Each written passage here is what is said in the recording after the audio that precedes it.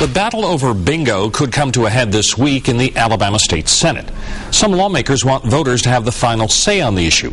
Fox 10 News reporter John Rogers talked to one state senator who wants the people to be heard.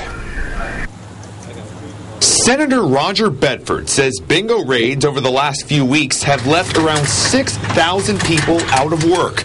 So he thinks the people of Alabama need to speak up on the issue. I think the people understand this issue, and they've got a right to vote on it.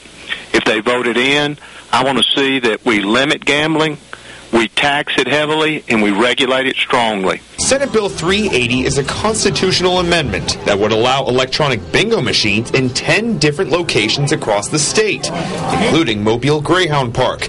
Bedford proposes the bingo halls be charged a 27% gross tax. It would be divided like this.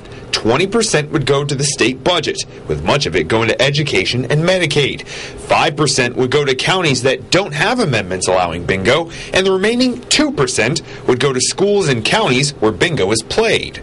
I've seen it grow like kudzu across Alabama with no regulation and no taxes, and that's just wrong. That's just not fair to other businesses that are paying their fair share of taxes in Alabama. Tax incentives would be offered to bingo operators that want to include entertainment like theaters and restaurants.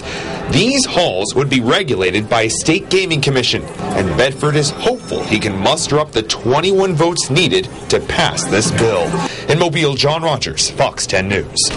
Bedford says senators could start debating the bingo bill as early as tomorrow morning. So far, Democrat Mark Cahey is the only local state senator who supports the bill. The other four, Ben Brooks, Rusty Glover, Tripp Pittman, and Vivian Davis Figures, tell Fox 10 News they plan to vote no on Senate Bill 380. Figures wants some changes in the bill, so does Brooks. One is, I think you ought to have a straight up or down vote. If it fails, then the electronic bingo is eliminated.